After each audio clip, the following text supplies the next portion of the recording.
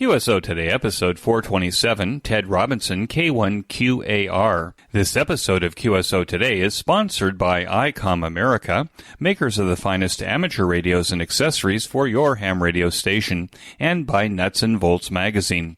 Save the date. The QSO Today Virtual Ham Expo will return on March 25th and 26th, 2023. We are making changes and upgrades that reflect our user feedback. If you did not fill out the Expo survey that we sent out recently, please click on the banner in this week's show notes page or on the weekly podcast notification. We do want to hear from you, even if you did not attend the last Expo. Welcome to the QSO Today podcast. I'm Eric Guth, amateur call sign 4Z1UG, where I demonstrate the diversity and relevance of the amateur radio hobby and its impact on society by interviewing ham radio operators, many of whom played vital roles in shaping our technology through the amateur radio hobby. And while many people might say, ham radio, do people still do that? This podcast demonstrates through in-depth interviews just how amazing, diverse, and dynamic the amateur radio hobby continues to be.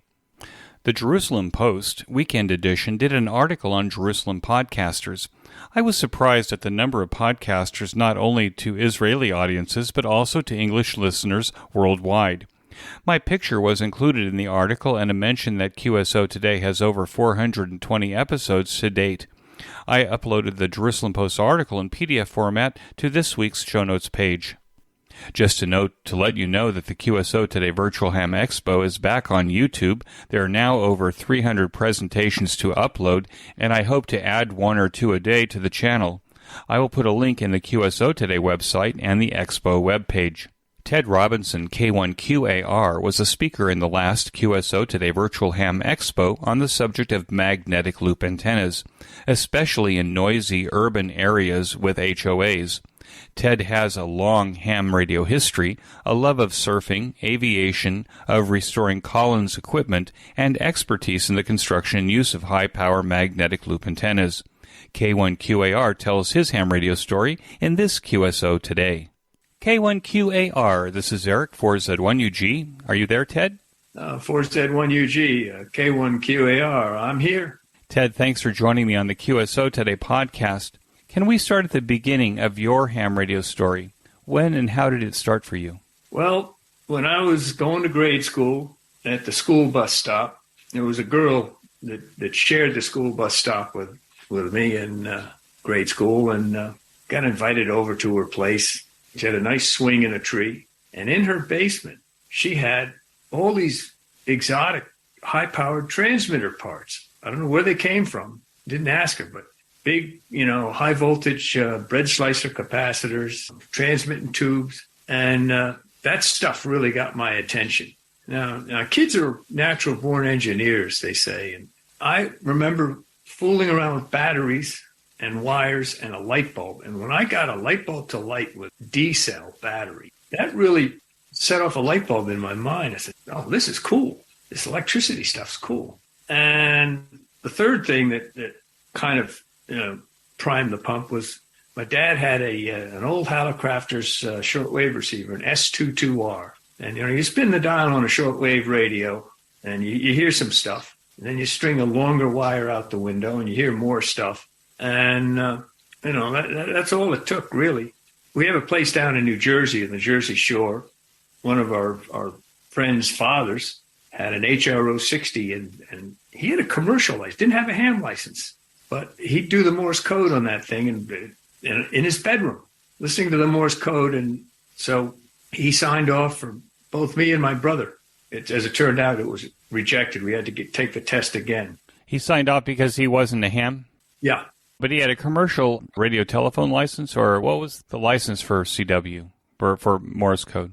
Yeah, this was back in 1959, and for whatever reason, his John Hancock on the code test didn't cut it. So we got a local ham and took the test, my brother and I. Another thing, a fourth factor, I guess, I'm in the sixth grade.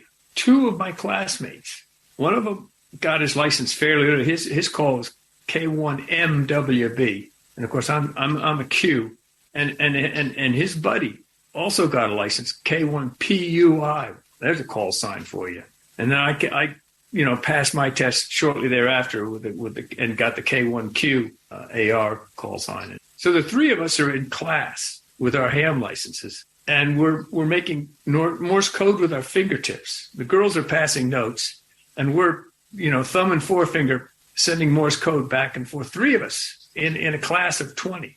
Needless to say, the teacher was not amused. You were in sixth grade when you got your first license. How old were you? I don't know, 14? I stayed back in kindergarten, so I was a little older than normal sixth grader. And I went down, and a year later, you had to do it in a year, get the general, took the subway down.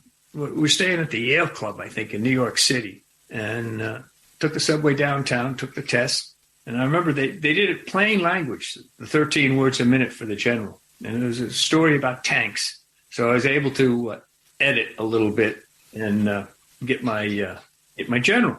And then as soon as I passed the test, and the guy said, "Oh, congratulations," and I remember one of the questions, what is the purpose, how do you make it safe with a power supply? And the answer, of course, is a bleeder resistor. But one of the choices that I always remember to this day was one of the safety precautions would be to buy double indemnity life insurance. Anyway, I get done with the test. Congratulations. As I'm heading out the door, and this is Christopher Street overlooking the Hudson River. Beautiful place. The sirens start up, and I think, oh boy. Now that I'm a licensed ham radio operator, the Ruskies are going to drop a nuke and vaporize me. Oh, so this was during the Cuban Missile Crisis? Well, 1960. This is before. This is 2 years before the Cuban Missile Crisis. It was still, Cold War, duck and cover. I actually remember doing the duck and cover drills in the 60s. Yeah, we had that. And I can remember looking out the kitchen door and trying to imagine what it would be like, the flash of a nuke going off. And it was an interesting time to grow up as a kid. What was the hometown? Hometown was Stamford, Connecticut, just in the toe. Connecticut has that little toe-shaped protrusion to the southwest. It's in the toe of the Connecticut, so we, could get to New York City fairly easily on the train. Stanford would have been considered maybe a suburb of New York City, so people actually commuted from Stanford to New York City? Yes, they did, and New Canaan was just on the other side, just to the east of us, New York, of course, being to the west, and there were a lot of commuters, and they'd have their own railroad car, the bankers of New Canaan, Connecticut, and there'd be poker games on the trains. It was quite a social situation on the railroads those days. What did your parents do? Well, my dad was, back before I was born, he was running the, he got out of college in 1937, and he partnered with a guy, a financier, and they would buy trolley cars from cities that were upgrading, and they were going to scrap them. So they'd outbid the scrap guy. Then they'd overhaul the trolley cars, municipal trolleys, and then sell them. And then they'd bid against the cities, another city that was somewhere higher up on the food chain. They bid against Bud, which was a manufacturer of new trolleys, with these refurbished trolley cars. So the old man was buying and selling trolley cars, and then he got into buying and selling airplanes with this guy. And they went to Alaska, and they actually started Alaska Airlines. He was chairman of the board back in the 50s. And very interesting, they had a proxy battle. And I went up there. Now we're going to fast forward to 1993. I go up to Alaska. I got a pilot's license and a few thousand hours. And I'm going up there to bid on a contract to certify Alaskan airports, inspect them for the FAA. And I was staying at the son of my dad's lawyer during this proxy battle. And as we're driving into Anchorage, he's going to drop me off at the federal building to take my classes, 3 days of classes to get certified. He points to this house on the hill and says, "See that guy? He's your dad's sworn enemy," because he had, the old man had apparently bought his bush pilot outfit for $60,000 and sold it the next day to the Wall Streeters that were financing Alaska Airlines for double that. What an amazing story. So is Alaska Airlines still in the family? No. The airline business, I think to this day, the airline business net has lost money. So we never made any money. He had an apartment building up there that made good money.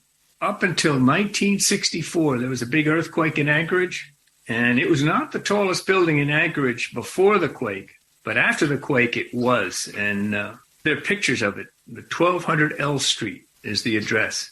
Did amateur radio impact the choices that you made for your career in education, Ted? Not really. I mean, I love to play with numbers. I mean, I aced my airplane tests. I aced my ham radio exams. I aced college boards, which got me into a fancy college. The ham radio thing, like I say, the transmitter parts, my buddies being hams, it's just sort of like, oh, this is cool. Got to do this. What did you major in college? Engineering. My dad said he was also, besides the apartment building, he converted hotels. So we were sort of like, you're going to invest and be an engineer. That's what you're going to do. That's how you make money with the least amount of effort. And so what kind of engineer were you, and where did you go to school? Well, I went to school at Yale, and I had a crappy grade point, but I got these 3 800s in math and physics. And they took me as an experiment. And it's very interesting. They predict the grade point average of the incoming freshman class at about 1,000 back in 1965. I think, 1965. So 1,000 of us go in. They predict from our school grades and whatever. And out of that 1,000, I was the one that was the biggest disappointment. I had the lowest grade point average versus the greatest diversity between my prediction and my actual. I'm an underachiever. I see. So did you do well at Yale, or did you do as they predicted? Well, gentlemanly C. I don't know. They must have predicted, I don't know, maybe the 3 800s in math and physics threw them off. I don't know. Anyway, I went there. And interestingly enough, I went there in 65. Well, in the 64, the old man's building became condemned because of the earthquake. And that was most of our family income. So I ended up having to... I had summer jobs for years, and we decided to start surf shops because I'd been surfing as a kid because the Jersey Shore, the ocean's right there. And so the surf shops actually made enough money to pay for college because only $3,000 a year for the whole 9 yards of room and board and tuition. So you started a surf shop in the area where you could then go to college as well? The surf shops were on the Jersey Shore. I went to college in New Haven, Connecticut. The Jersey Shore is south of New York City. Yep, about 50 miles south, in the middle of that coastline there. So it would be quite a commute. Oh, yeah, I didn't commute. I mean, the surf shops would close we're only in the summer. I see. And so I closed the stores, pack my books, and go to school. What kind of surfboards were you selling, Ted, in those days? Did we have fiberglass in those days? They were, yep. The Hansen was one brand, and then we got the Dewey Weber name. In the end, we had 4 surf shops, and we handled Bing, Hansen, Dewey Weber. I don't know. I'm not sure whether those names are still big names in surfing in California. You're what part of California are you in?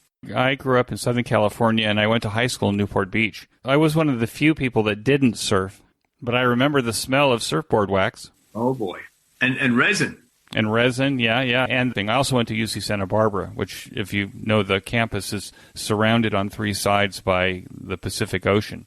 It was almost before pagers, but there was some kind of signaling system, so all the surfers would, if the surf was up someplace, all of a sudden they'd disappear from class. Yeah. They'd go hang their tin, then they would show up magically when, the surf was not up. But when the surf was up, they would disappear. And they would disappear to various places along the coast based on what they heard where the best waves were. Yeah. I'm very fortunate here, located on the shores of Buzzards Bay in Fairhaven. There actually is 19 miles from here is a decent surfing beach, and I'm surfing. Are you still surfing, Ted? Still surfing at the age of 76. I guess the water in the summer, the water's kind of warm up there.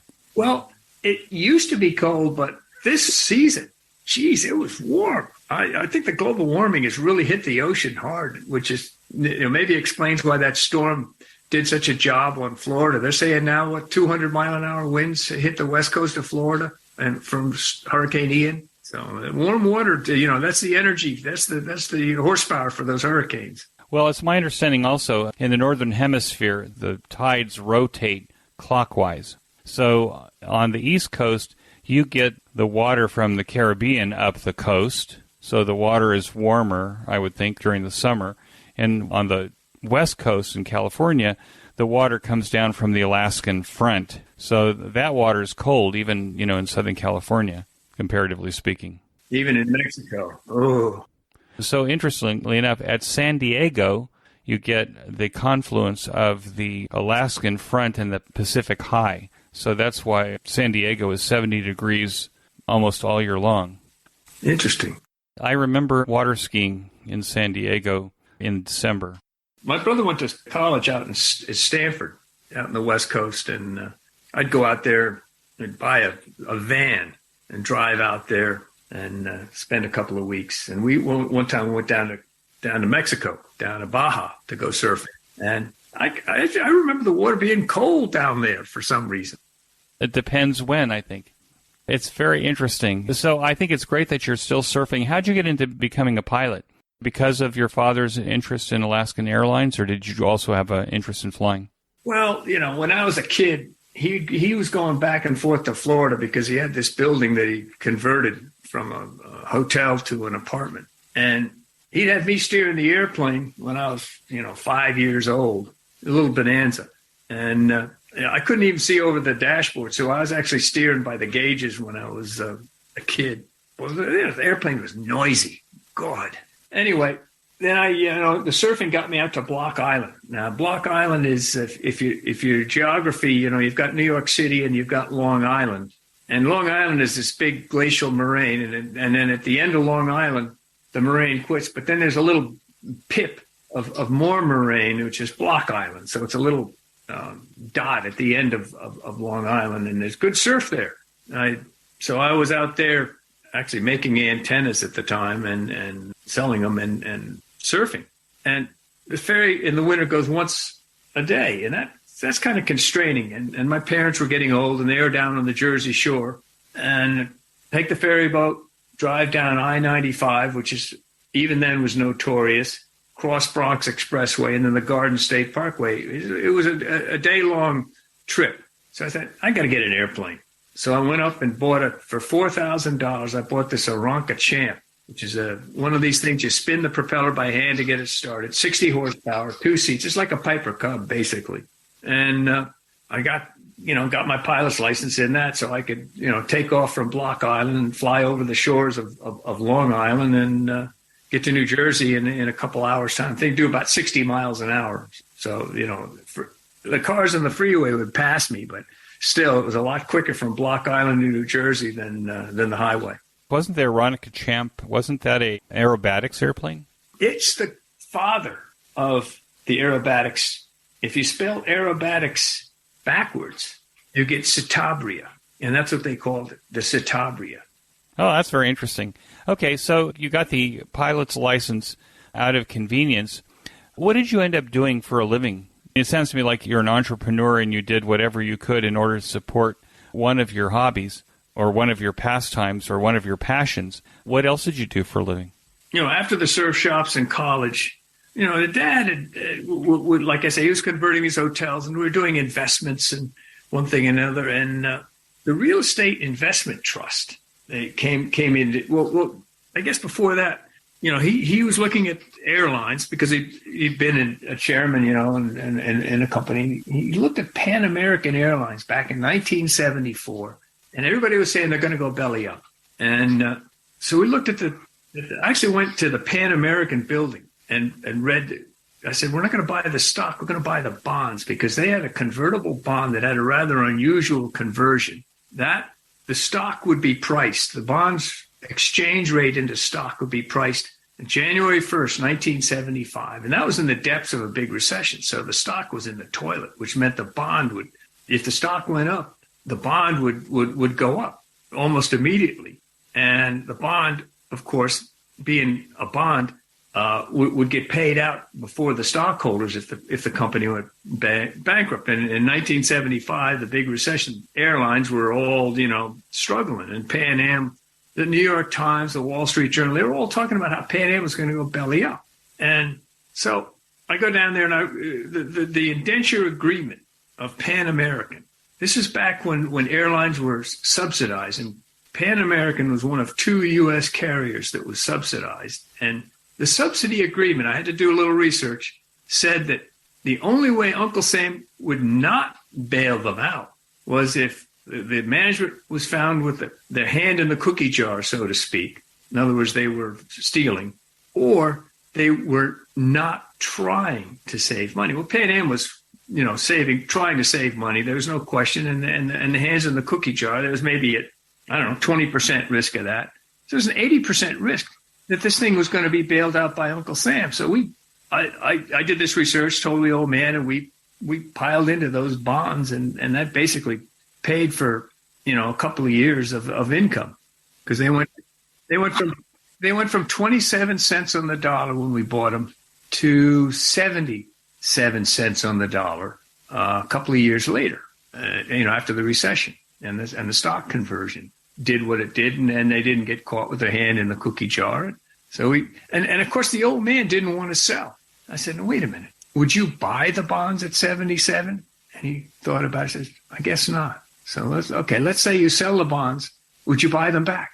So luckily I got him to sell the bonds, and then we took the money, and TWA, the other carrier that the Uncle Sam was on the hook to guarantee, their bonds were selling for 33 cents on the dollar. They hadn't come back up. So we piled into those and did it again. They went up to 50, only up to 50. So that was basically my living for 2 or 3 years. And then after that, we got into real estate investment trusts, same thing, find something undervalued, buy it, research it. I remember my brother and I, we're looking at this property that's 30% of their holdings. And we're trying to assess the condition by going into the building next door across Lexington Avenue in New York City and looking out the windows and taking pictures of the exterior, because if the building isn't being maintained, that's a red flag. And so we come in during lunch hour in this other building, and we take the elevator up to it's a 30-story building. We'll go up to 20. So we go up to 20, and we start walking around to the side of the building that faces the CI Realty building, and we find a guy's office door is ajar. So we get up and we're on our knees on his desk, taking pictures out the window when the guy shows up from lunch. And he was concerned that we were taking pictures of those papers. He said, no, we're interested in that building across the street. We're real estate speculators. You're safe with us. And so he let us go, and that was that. And now this message from ICOM America. Happy holidays from ICOM. Spice up your ham shack this season with one of ICOM's popular handhelds, mobiles, or base stations. These radios are perfect for working your favorite bands while staying inside or venturing out this winter. It's the most wonderful time of the year to give a gift of ICOM. The ICOM IC705 is the perfect sidekick and QRP companion with base station features and functionality at the tip of your fingers in a portable package covering HF 6 meters, 2 meters, and 70 centimeters. This compact rig weighs in at just over 2 pounds, with RF direct sampling for most of the HF band and IF sampling for frequencies above 25 megahertz. It has become the go-to baseband rig for microwave operators. Its features include a 4.3-inch touchscreen display with a live band scope and waterfall, 5 watts with a BP272 battery pack, and 10 watts with a 13.8 DC power supply, single sideband CW, AM, FM, as well as full D-Star functions, a micro USB connector, Bluetooth, and wireless LAN, integrated GPS with antenna and GPS logger, a micro SD card slot. The HM243 microphone speaker is included, and it supports QRP and QRPP operations. The perfect accessory for the ICOM 705 is the optional LC192 backpack. The LC192 includes a special compartment for your IC705 and additional room for accessories. The ICOM ID52A is a VHF-UHF dual-band handheld portable transceiver with D-Star and FM dual-mode functions and is the first handheld amateur radio with a full-color 2.3-inch waterfall display. This portable supports conventional FM communications and D-Star simplex, repeater, regional, worldwide calls over the D-Star Internet Gateway. You can even send photos over D-Star using your connected Android device. Other ID52 features include a wideband receiver with guaranteed range of 144 to 148 MHz and 440 to 450 MHz, VV, UU, VU with dual DV mode, integrated GPS GLONASS receiver including grid square location, micro SD card slot, micro USB for data transfer, programming, and charging, and of course, it is in an IPX7 waterproof case. The ID52A is the perfect companion to the IC705 as both use batteries, headsets, and the same Android app for D-Star operation. Create your own band opening with the ICOM IC9700. This transceiver brings direct sampling to the UHF-VHF weak signal world and is loaded with innovative features that are sure to keep you busy, including faster processors, higher input gain, higher display resolution, and a cleaner signal. More features include a 4.3-inch touchscreen color TFT LCD with real-time high-speed spectrum scope and waterfall display, smooth satellite operation with 99 satellite channels, dual-watch operation, and full duplex operation in satellite mode. The ICOM IC7300 is a high-performance HF transceiver with a compact design that will far exceed everyone's expectations. This transceiver digitizes RF before various receiver stages, reducing inherent noise in different IF stages. The IC7300 changed the way entry-level HF is designed. The ICOM IC7300 features include RF direct sampling, 15 discrete bandpass filters, large 4.3-inch color touchscreen, real-time spectrum scope, and an SD memory card slot. This radio by far is the best HF rig that I have ever owned. I love it for its features and value. Now I realize that this is a big list to give to Santa. You can easily argue that all of these fine ICOM rigs complement each other, and that you can't just have one without the others. Maybe Santa can even spread out the delivery of these great ICOM rigs before the next holiday season. In any case, be sure to tell your ICOM dealer that you heard about these amazing ICOM radios on the QSO Today podcast. And now back to our guest. What were you doing in ham radio then? Because it seems to me, based on the little I know about you, Ted, that you have this love for Collins radios. So how did all that play together? That came later. Going chronologically, remember my brother was in school on the West Coast and I was in school on the East Coast. And so I'd go down to New York City and I'd buy these vans from this guy. He'd lease them to an oil burner company. So they just could be well broken in. I'd drive those things to California and sell them for about double.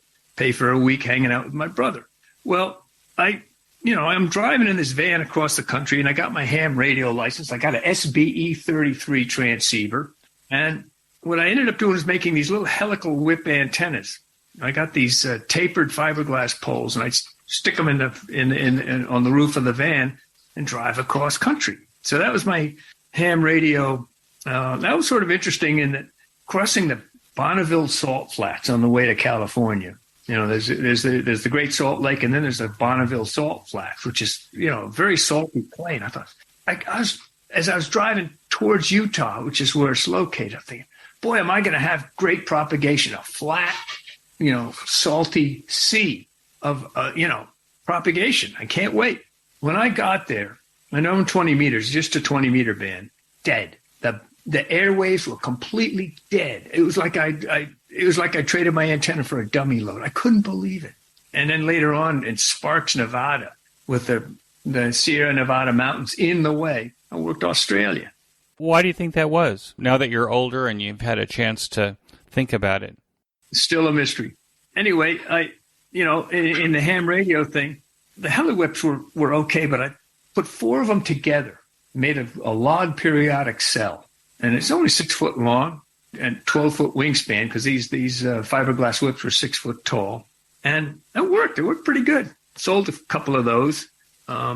Was this a creature of your own making? You designed this? It was fairly simple. You drill the holes, you put the stubs in a little aluminum boom, and then you cross wire feed them, and it worked. It didn't have a lot of gain. No, I'm talking about like the helical whip antennas. Yeah, well, I mean, the way I looked at it was you want to have the turns close together at the high impedance end because, I was basically trying to make a 75 ohm or a 50 ohm vertical that was 6 feet long.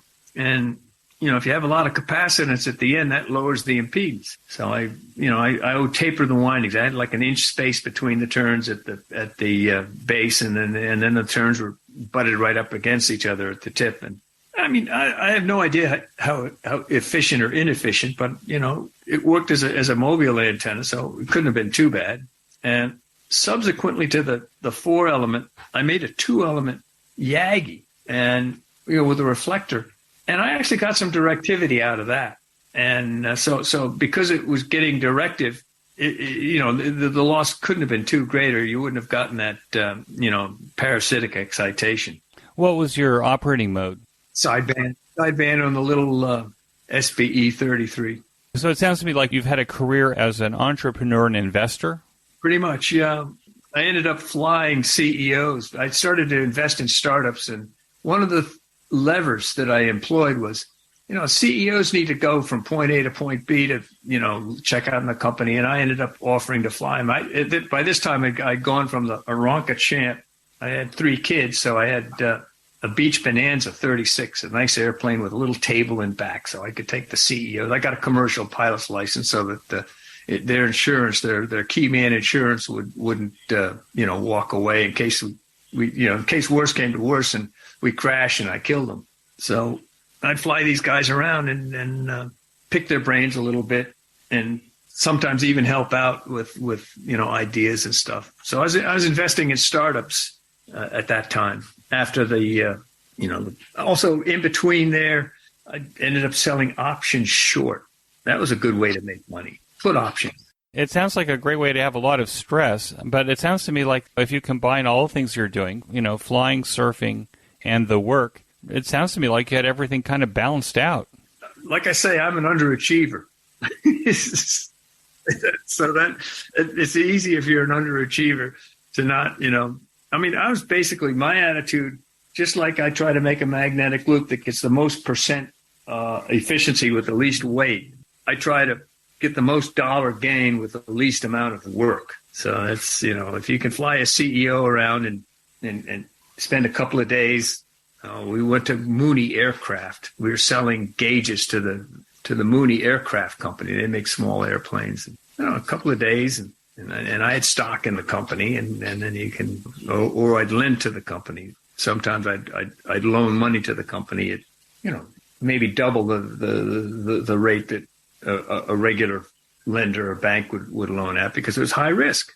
Well, but it sounds to me also that you were able to put on a lot of hours in the aircraft and get paid for it because you were providing taxi service as well.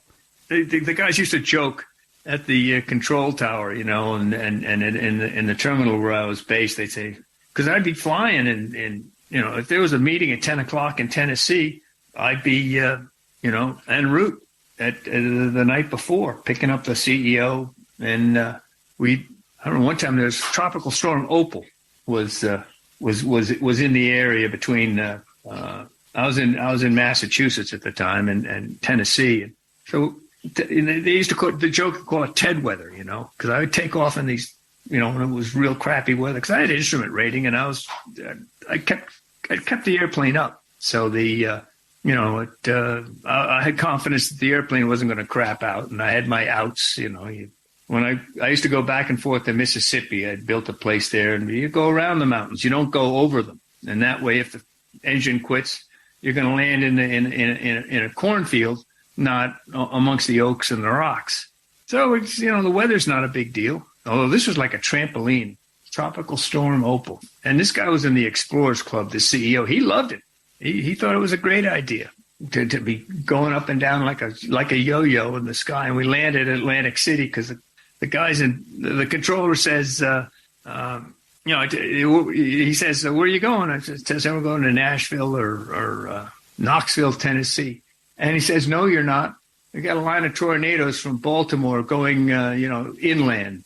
Say intentions. That's their, air traffic controllerese. Say intentions. I said, well, I think I'll land here. I'm going to be in Atlantic City. I guess I'll land here in Atlantic City and we'll wait for the weather to improve, This is like 10 o'clock at night. So we landed in Atlantic City and the weather improved and we got to the meeting. What is the current rig? Oh, current rig. I got warming up in the shack a KWM2, and it had been modified for AM. Now, I like AM too, and I have a little Kenwood 440 that's been de-yellowified, as they say. So when I saw this, and I was, like I say, I had a whole production line of KWM2s. I think I sent you a picture there. And so I was curious about AMing the KWM2, and it just seemed difficult. The design of the radio just did not lend itself to that modification. So when I got one that had been modified, and it was very professionally done, I was really surprised. So I got that. And I was going to have a few QSOs out there with it. And the boys say it sounds okay, not great, but okay, because it's it goes through these 2 kilocycle filters, and AM with 2 kilocycle filters is kind of looked down upon by the. It's not hi-fi. Exactly, and my wife said when I first started doing AM back 20 years ago with the 160 meter magnetic, because she's heard the sideband, she says, "Oh, that really sounds nice. That doesn't sound like your usual radio." So that's the appeal of AM. And this KWM2 does AM, sort of, kind of. And as far as I know, it's one of a kind prototype. I don't know where, I look on the web to try and find out about it, but and another rig that I currently have, but it's on the bench because it's got a fried resistor, is another prototype. It's an amplifier. Linear amplifier. It's a Commander 1250. It runs a single, the stock ones run a single 3CX800 on ceramic tube. It's good for a kilowatt or 1200 watts. It's a good size welterweight amplifier. And so I got one, $1,100, and I go buy a spare tube for it.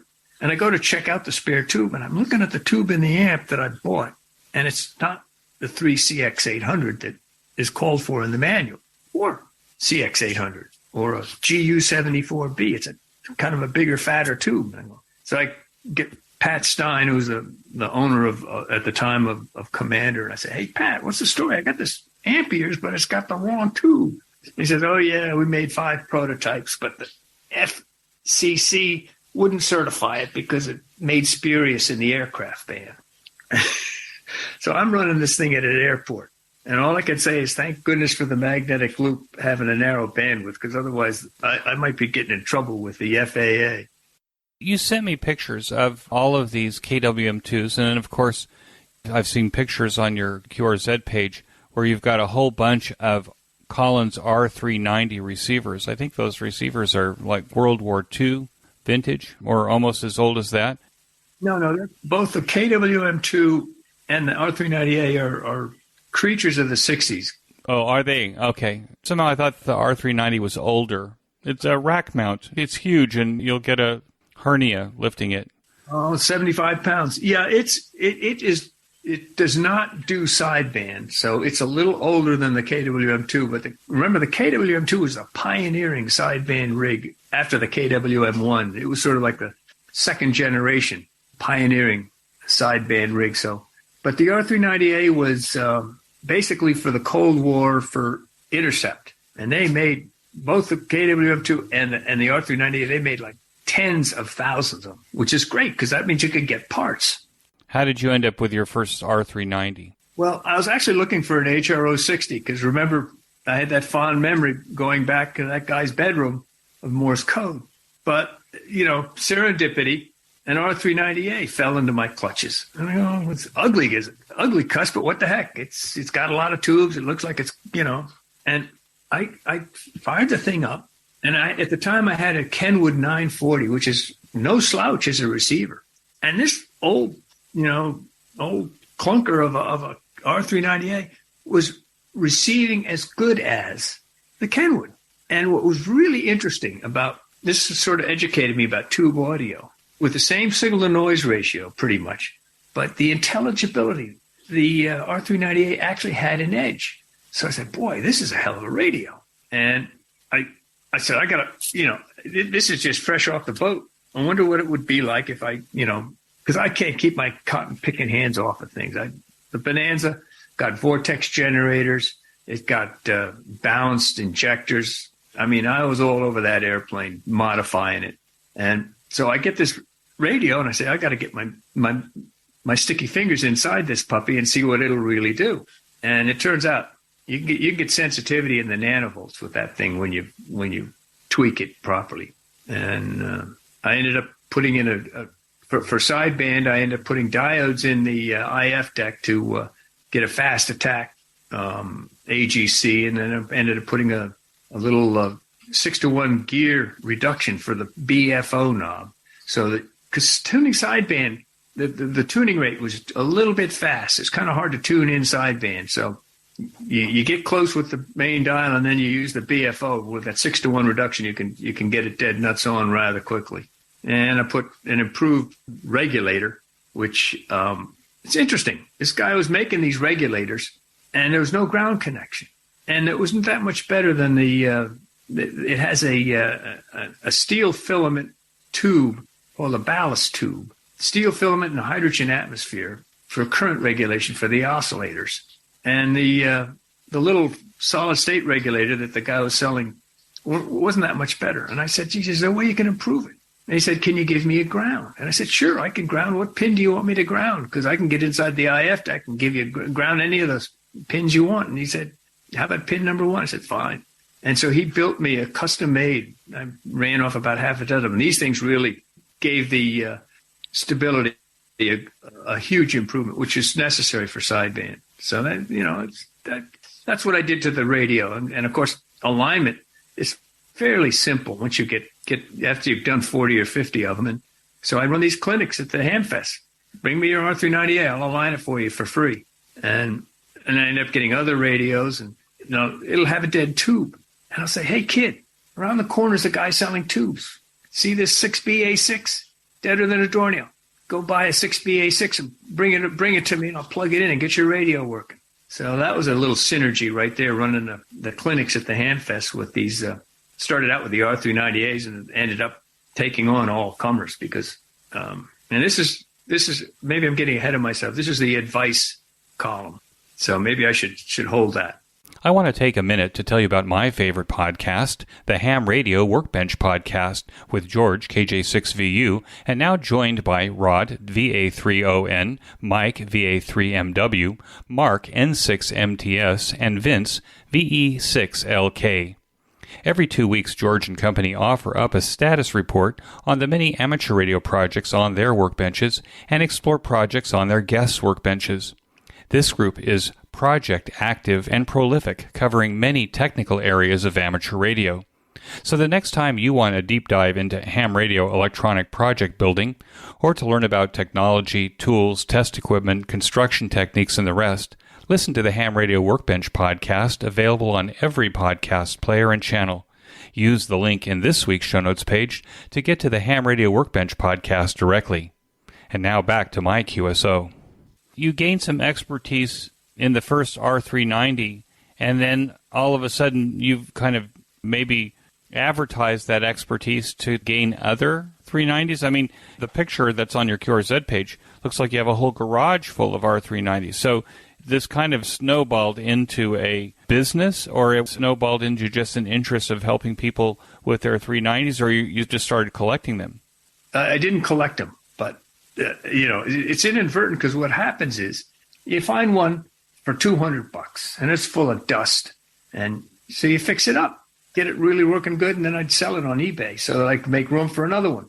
Because I like to, you get that endorphin high when you get a radio working. It's really kind of neat. And I'd sell the darn things for a couple $1,000. I mean, Joe Walsh, the famous ham musician up in your side of the country, he's got one. And I even sold one to what's his name, Snowden, I think it is, the guy. You sold to him in the Kremlin. Well, no. I sold it to his landlord when he was in Stockholm, the guy in White Mountain, and 40 or 50 other ones, just because it was great. And I had an eBay, had to file a Schedule C because I was pulling down $1,800 to $2,000 a piece for these radios after I fixed them up, because I polish them up, make them look real good. And it became another entrepreneurial project. Yeah. That gave you an endorphin rush when you got it working. Exactly. You hit the nail between the eyes. I understand this completely. That explains the R390s, but also you obviously had the same feeling about the Collins KWM2? Well, I got a hold of one of those, just a regular one. And again, the thing really impressed me. People said, oh, this thing sounds great. I mean, it's 2.1 or 2.4 kilocycle audio, but Collins has he does the same thing with the 30L1. He has a little bit of negative feedback that kind of takes the rough edges off the audio or something. He's figured Art Collins is, there's some genius out there that has never been written up, and the only way you're going to discover it is getting on the air reports of a radio that surprise you. And so these Collins KWM2s, and it was just a nice radio. You sit down and work station after station, and it felt nice. It's a good radio, and it was a lot lighter than the 70. Yeah, I mean, I'm getting old, and I'm getting to the point where I say, you know what? There's going to come a time when you can't pick one of these puppies up, so you better change gears. So I thought, and besides, it's got a transmitter in it, because a receiver's great. You can spin the dial, but you can't talk. So between the weight and the fact that it had a transmitter, I've sort of shifted. Although I still do the R390As, but those days are numbered because of the weight. I like the fact that you kind of choose one thing and you go with it until you master it. You make some money on it. Those R390s are valuable to some people that people keep buying them, right? Oh yeah, and again, just like flying, I'd fly Air Lifeline, fly medical people for free.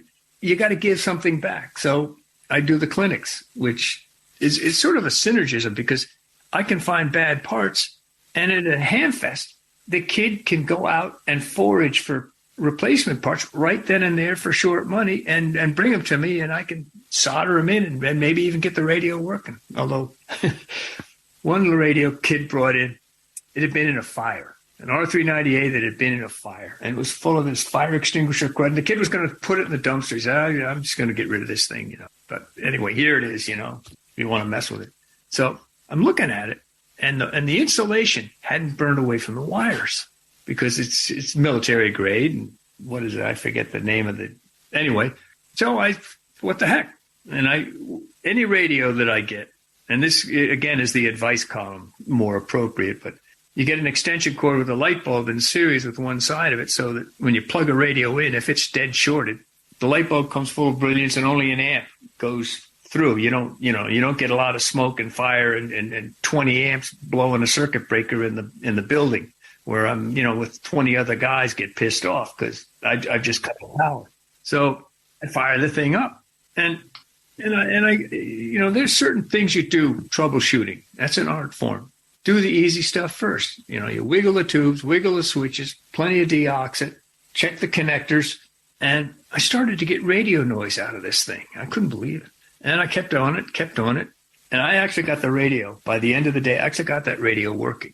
And this kid comes back. He's amazed. Everybody's amazed. They say, geez, you brought this one back from the dead. It was luck, but I'll take it. Well, I think that's a great kind of luck.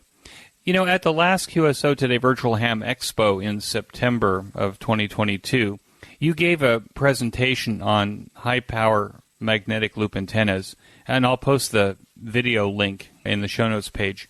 Could you talk about how you got into magnetic loop antennas and why they seem to dominate, at this point, your QRZ page? Could you talk about that? Because I think that's mysterious to some people. Oh, yeah. I could see people clicking along the line to get to the antennas, get to the meat of the coconut. I'd been in nice QTHs where I had a mast and a 2-element cubicle quad, and it was great. And I actually had a 6-element cubicle quad down in New Jersey, fixed, pointed it at Hawaii. But we'll save those stories for later.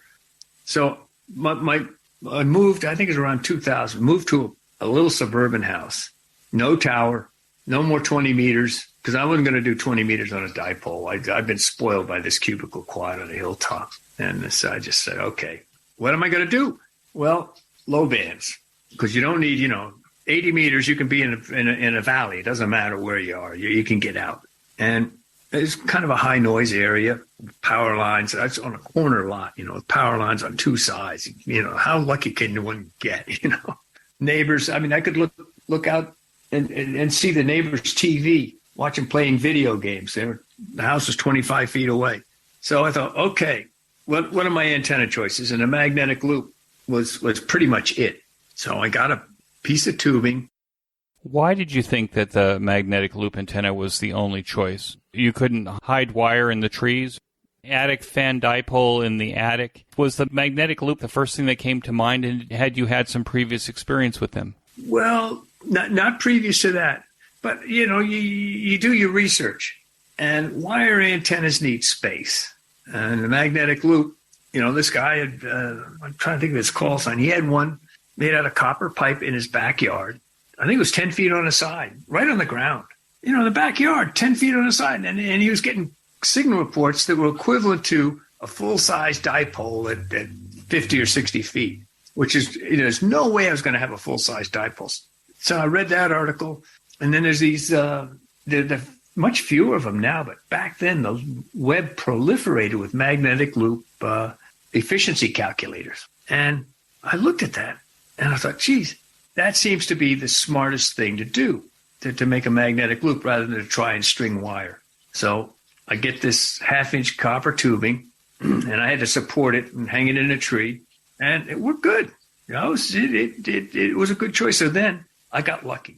Down in Rhode Island, I sent you a picture of the result of that luck in Rhode Island.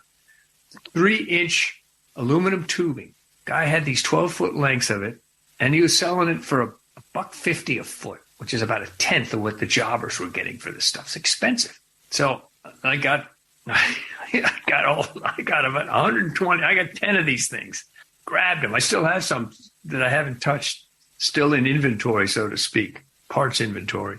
And I also had a machine shop guy who was a surfer, and I'd loaned him some money, so I got him to make me elbows.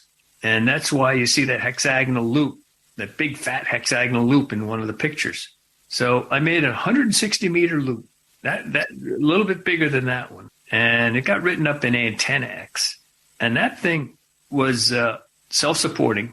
It looked good. Of course, it was a little bit ostentatious, to tell you the truth. But I had this tubing, and it was the next generation of magnetic loop. And, it worked. And you learn as you're doing things. You pay attention to the resistance.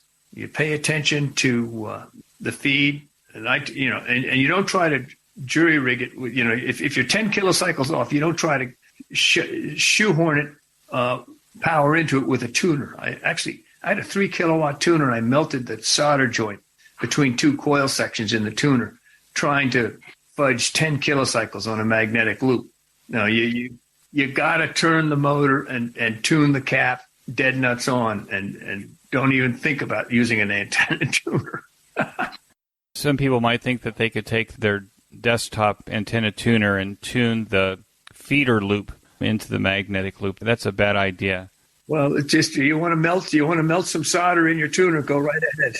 So talk a little bit about that. Talk about the high voltage points. Your presentation was on high power into magnetic loops. So what kind of voltages can we expect? If you're putting, let's say, 100 watts and then maybe 1,000 watts into a magnetic loop antenna, what kind of high voltage spots are we talking about? Well, the good news is when you go 10 times up in the power, the voltage only goes up by a factor of 3, square root of 10. That's the good news. The bad news is at 100 watts, you're looking at somewhere around 5,000 volts at the capacitor. And at a kilowatt, 15,000 volts. And not only do you have the voltage, you got current. See, the physics of an antenna is sort of interesting.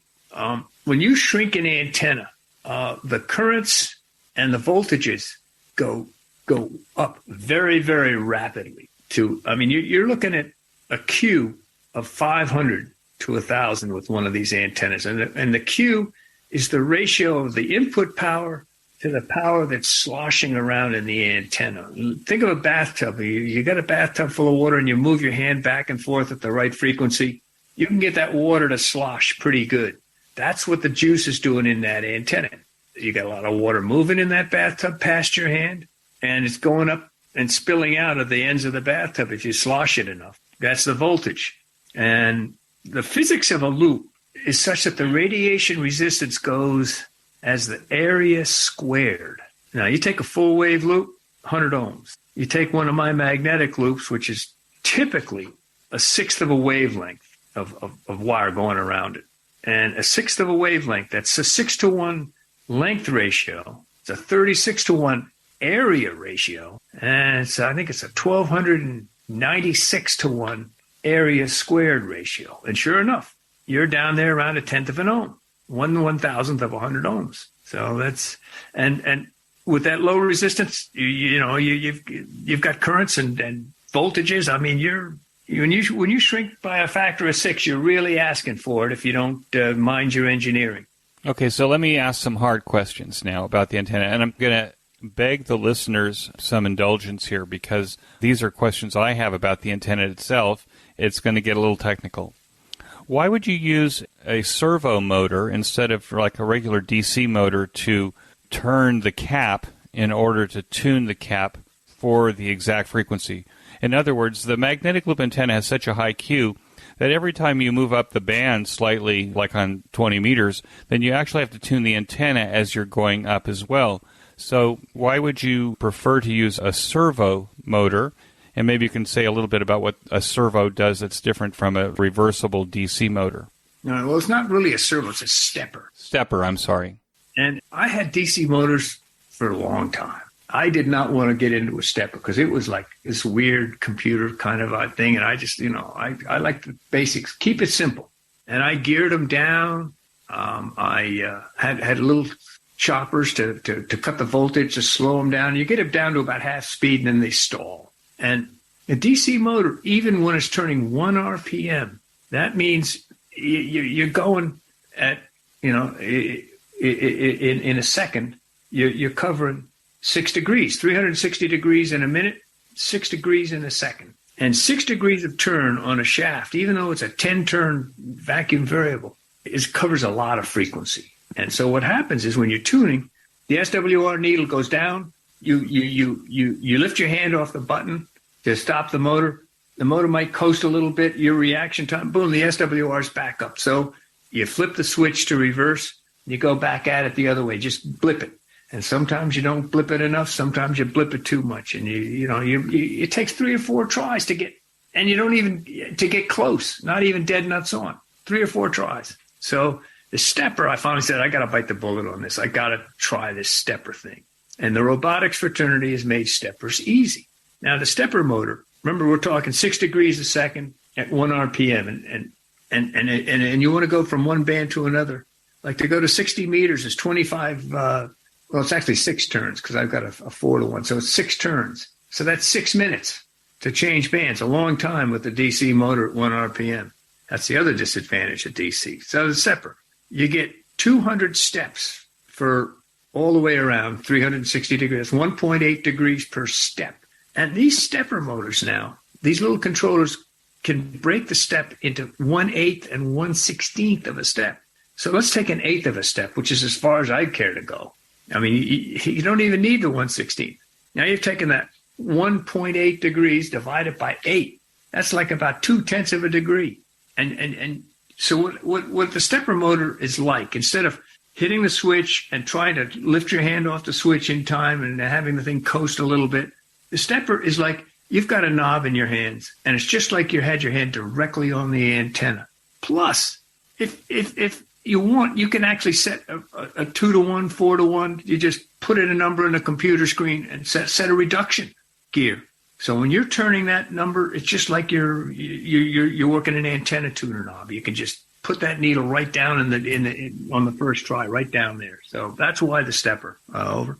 But that means that you're also able to count those steps. Like, so if you actually are having to change bands and go 6 turns, then that stepper motor will go 1,200 steps in order to make that. And you're just telling the stepper motor that that's what you want to do? It'll do thousands of steps a minute. I mean, it's just what I end up doing when I want to change, like if I want to go from 80 to 60 meters, I'm spinning my little encoder, 24 turns, and I'm just spinning it, just just like you spin a dial on a KWM2 or a transceiver, just spin that dial. So you're not using your computer to make the change. You're actually just using a rotary encoder to turn that around, right? Yep. That's simple. Keep it simple. I mean, when I'm flying, people always like to couple their autopilot to the radio so that the thing automatically tracks the station or automatically holds altitude. I don't do that. I'll set the bug on the DG and steer a certain course, and then I can watch the wind drift because the thing is just going one hand driven course. Same thing with altitude. If you're picking up ice in the soup, you can't see, it's night, you'll notice you start losing altitude. Whereas altitude holds, you don't know a thing until all of a sudden the engine sounds kind of loud. So I always keep it simple. Spin that little dial by hand, and because people are working on software, and I'm not enough of a software guy, but somebody can maybe pick up the ball on this and have it so that you click the dial on your band switch, and all of a sudden you hear... Right, and it goes to the right place. Now, with your rotary encoder, you want to explain what a rotary encoder is? Yeah. Oh, man. A rotary encoder is sort of interesting, and there's a magic word called quadrature. And what it does, it sends out two pulses 90 degrees apart. And that way, that tells the chip which way you're turning it. And this is all computer stuff that guys have figured out, and you just plug it and play it. It's like turning on the radio. You spin it one way, the little stepper motor goes one way. You spin it the other way, the stepper motor goes the other way, because it tells which pulse is coming first to know which way to tell the motor to turn.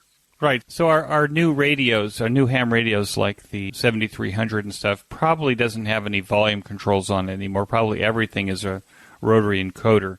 And because we're essentially, what are we talking to? We're talking to computers now and not using, volume controls. Okay, so this is very interesting. And do you have a way of telling that rotary encoder when you turn it around that maybe you're going 10 times?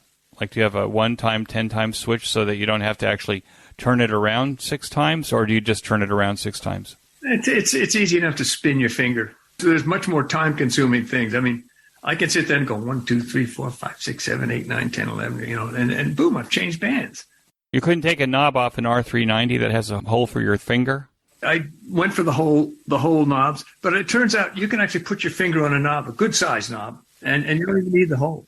I mean, when you do one turn with your finger, the knob may or may not do precisely one turn, but it's amazing. You're watching the SWR when you get up near 24, 25, so when you get to 21 or 22, you watch that SWR needle start to come down, and then you get all your fingers on there, and you're tuning instead of spinning. Well, a big knob might also have somewhat moment around the center so that it probably, you could give it a spin and it will spin, right? Well, yeah, but these rotary encoders, they're so light. I glue them to a piece of wood, and if I whacked it to spin the knob, the thing might end up on the floor. Okay, so the next thing about a magnetic loop antenna is if you're running any kind of power, if you're running 100 watts into it, then that antenna probably shouldn't be sitting next to you in your kitchen. It should be outside, perhaps. Oh yeah. All that sloshing around. You hit the nail between the eyes. I did have the ARRL guy do a computation on the 160 meter loop with 1 kilowatt. And it turns out the magic number is 30 feet. A dipole, you can get within 1 foot. And it sort of makes sense because a dipole, it's spread out over several hundred feet. The magnetic loop, it's 15-foot diameter for the 160 meter band. It's compressed, and it's all that magnetic, that intense magnetic and electric field, 30 feet. So I would say, yeah, you definitely don't want to be next to the thing if you're running a kilowatt. You might want to put like a fluorescent tube out in the yard with the antenna, so if the neighbors see the tube flashing, that they shouldn't approach the antenna. Well, I try to do stealth mode, which is another reason I gave up on the aluminum and why I went to smaller copper tubing. The smallest tubing that would self-support, and paint it black, make it square. It's all about being discreet, not getting the neighbors. That flashing light in Ted's yard coincides with the noise we're hearing on the radio. It must be. That's a good point, Ted. So let me ask another question then. I've heard that in building magnetic loop antennas that using that 3-inch diameter copper, that the antenna is a little bit more broadband, perhaps, rather than if you're using half-inch copper tubing? No, it's almost the reverse. The Q and the efficiency are related. And if you have a bigger conductor, you're generally going to have less resistance and a higher Q and actually have a narrower bandwidth. Because that's what you got three variables that are related. You've got the size of the antenna, and you want some efficiency. So you want to make it big. And obviously, if the bigger the antenna, that will lower the Q. Your bigger tubing, just in the same size antenna, will be more efficient. Slightly less ohmic resistance, which means the bandwidth will tend to be narrower, actually. We will return to our guests in just a moment. Nuts and Bolts Magazine is a new sponsor and is an amazing resource for new and old hams alike. Click on the banner to get your online or paper subscription of Nuts and Bolts. A new way to show your support of the QSO Today podcast is to buy me a coffee. I consume gallons of coffee to create this weekly podcast. Invite me for coffee by pushing the yellow button, Buy Me a Coffee, on the QSO Today show notes page. And now back to our QSO Today. Do you have any building tips? One of the things I was concerned about in building, I was telling you I have a Jensen capacitor.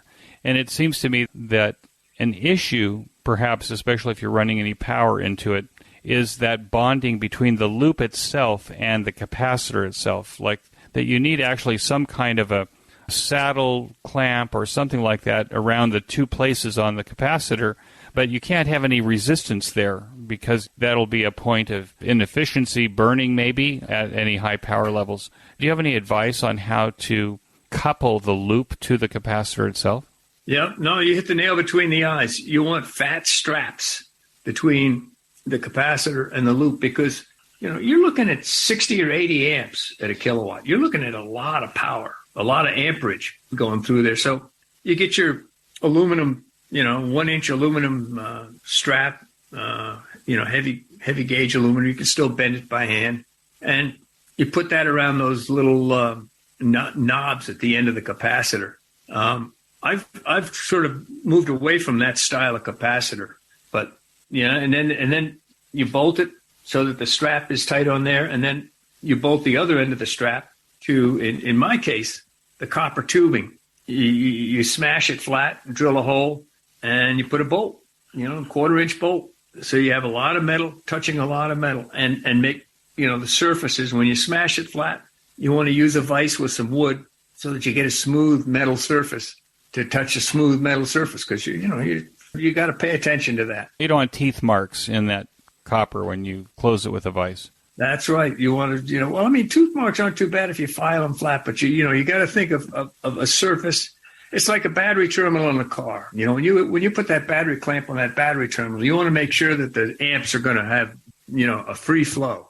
Ted, I'm just curious, what about if using aluminum with copper, do you have a dissimilar metal problem, electrolysis problem?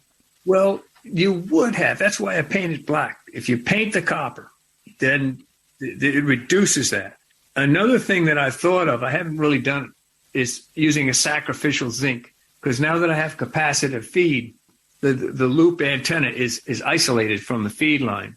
Before, when I had the little loop, I could ground the loop through a piece of galvanized pipe, which, again, galvanically, the pipe will sacrifice itself, and it will keep the loop and the dissimilar metals from creating enough of a voltage to make one of them go positive, because a positive voltage in the atmosphere is what you want to avoid. And you look at the positive terminal in your car battery versus the negative, and that'll show you what happens. And where do you put the zinc? You just have a little tag of it hanging off the one side or the other of the antenna. Just have it. We used to put zinc plates on boats. When you'd put in an HF radio, well, I guess you should do it anyway, even if you don't have a radio in a fiberglass boat. But if you've got brass through hulls, then you also want to have a zinc plate in order to keep the through holes from getting eaten up by the electrolysis, right? Yeah, exactly. You want a sacrificial zinc, because if the zinc goes away, you gotta mind it. The plating of the galvy pipe will go away. But if you paint the copper, it goes away a lot slower. What kind of equipment do you have on your workbench, Ted? guy gave me a capacitor checker, which I use a lot. I have an old oscilloscope, which is very handy. An analog oscilloscope, essentially. Yeah, just an analog oscilloscope. A VTV, not a VTV, a regular volt, multimeter. One thing I have that's deluxe that I would endorse is the fancy soldering iron. The one that's got the little ferrite in the tip, so that it idles at 800 degrees. And like the Weller. Not the Weller. It's I can't think of the darn name of it, but it's a soldering iron that has a little ferrite that saturates when the tip cools, it draws current and maintains a constant temperature. Okay, well, I'll look that up and I'll put that in the show notes page. I can email you the name of that. It's a funny little name. I think it begins with an M. Yeah, they call that like an induction soldering iron. Does that sound right? No, it's got a ferrite in there. It might be an induction, but anyway, I'll get you the name of that. That's a good point, because a good soldering iron with a skinny tip that can deal with a PL259.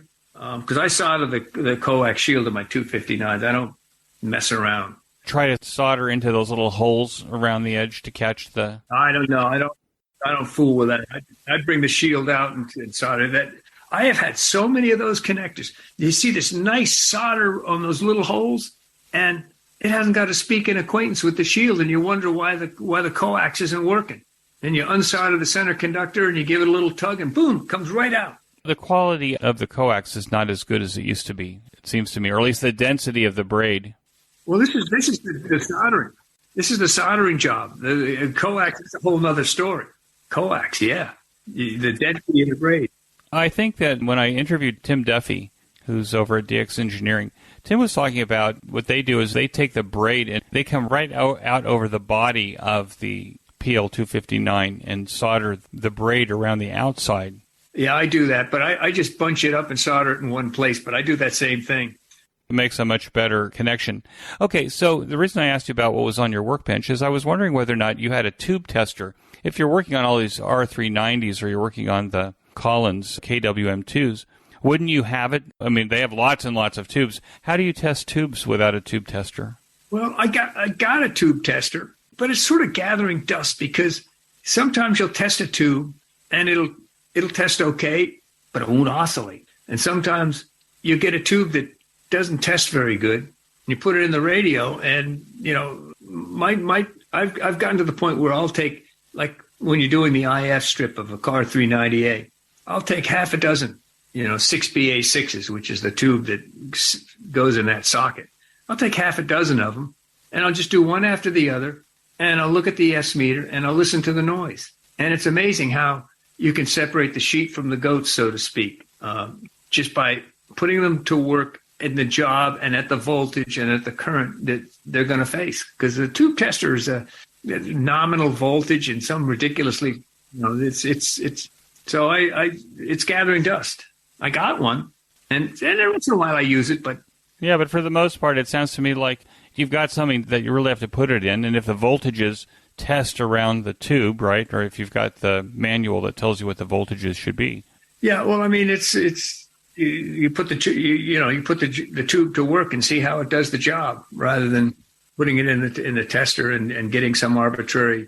I mean, I had this nice military one that had it even tell you the micro modes. It's just the voltages aren't the same, and so it's it's in a different part of the tube's curve. It's just there was a correlation, but it was down in the 60s or 70s rather than 80s or 90s. So it's just tube tester gathers dust.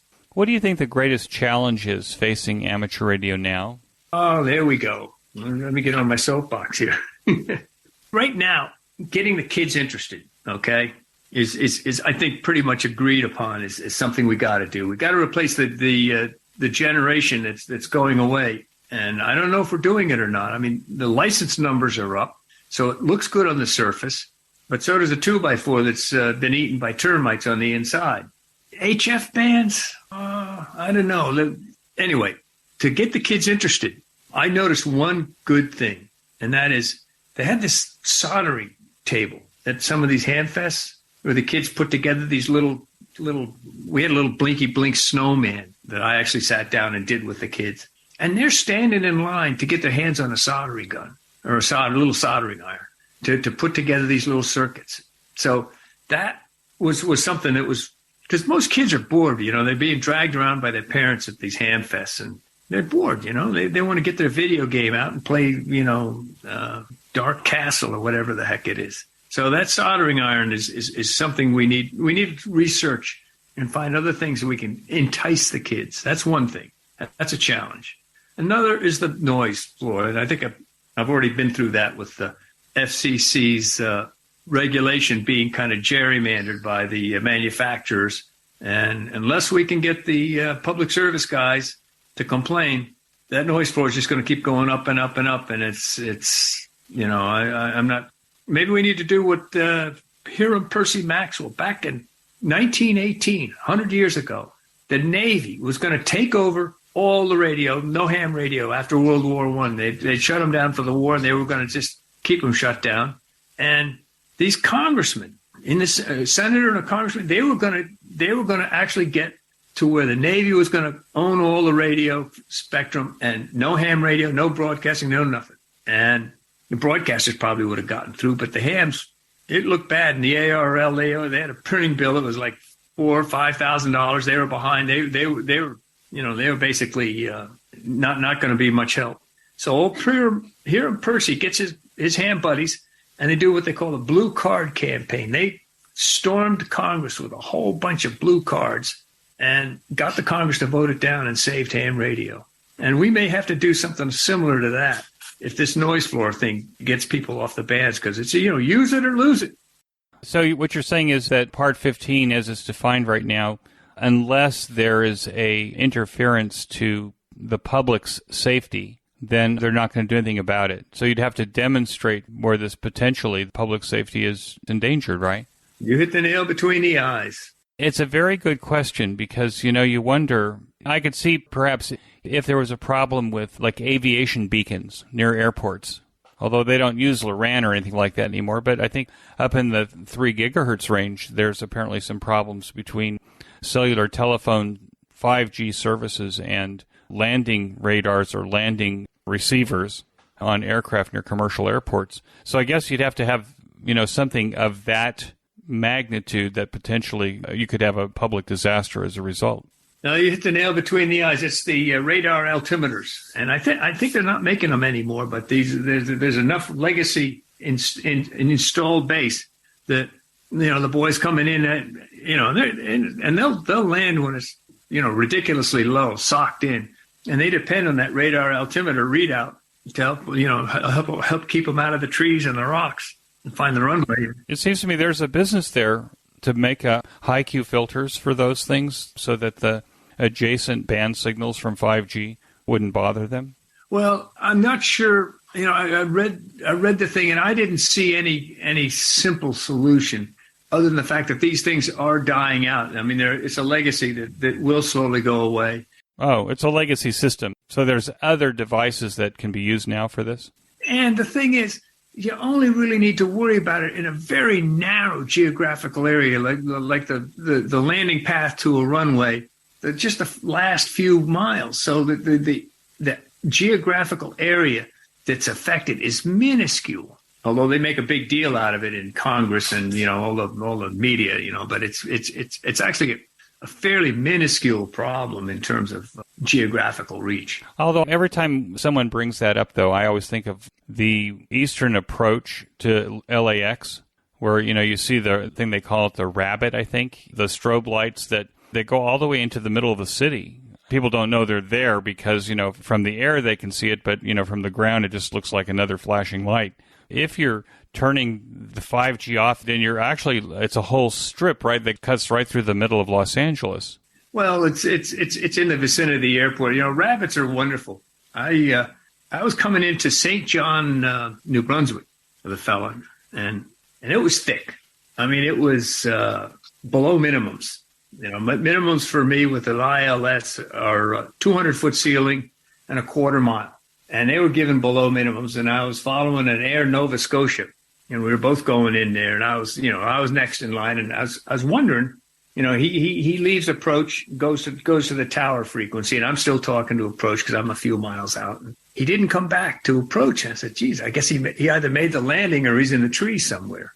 And sure enough, when I came in there and it was my turn, that rabbit, the sequence strobes, they were extra bright. And it was a good thing because when I got on the ground, it actually took me longer to find the freaking terminal on the ground than it did to fly from Halifax to St. John. What excites you the most about what's happening in amateur radio now? One thing that has kind of got me going, I'm waiting for this, everybody's going to the moon. And, the moon has one face that tilts to the Earth all the time, plus or minus 6 degrees. And that means you can have a dish antenna with 30 dB a gain, and it would always fully illuminate the Earth. I said, boy, someone's got to put a repeater on the moon.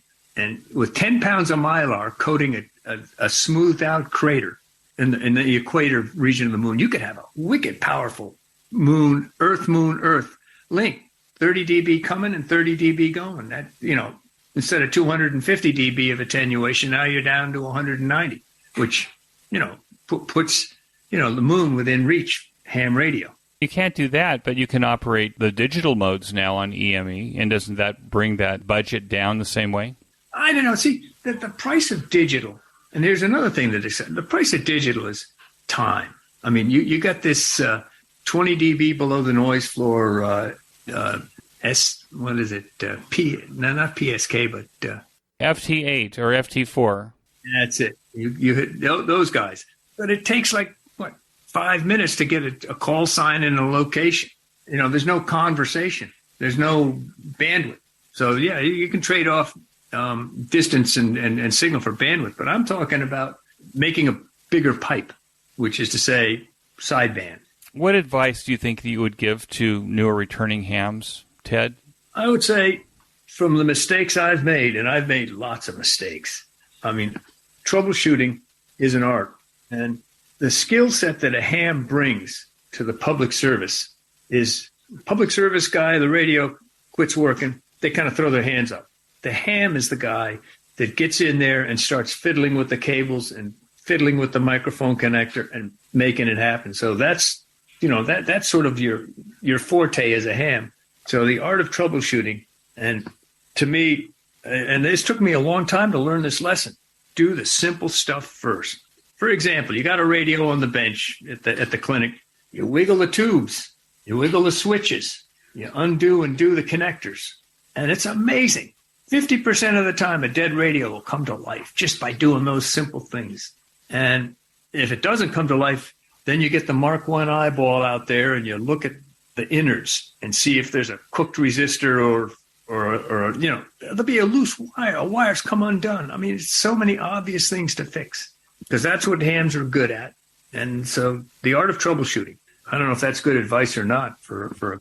No, I think it's good advice. It seems to me that a lot of the new hams or younger hams, or perhaps if we're talking younger hams, say younger than 40 years of age, may not have had the exposure to putting their hands in things. Because I think that generation, that would be my kids' generation, schools had eliminated industrial arts classes, shop classes, electronics classes. I mean, whole departments disappeared in the public schools. So it's very possible that the idea of troubleshooting a problem and a technical problem like this may not be so obvious to people in this generation if we're looking at advice to younger people or new hams. How would you, if you were going to give advice on where would people find this expertise or an opportunity to get their hands dirty in something like this? Well, this brings us back to the table at the Hamfest with the soldering irons. The guy will have 5 or 6 soldering irons and these little kits, and these kids are standing in line.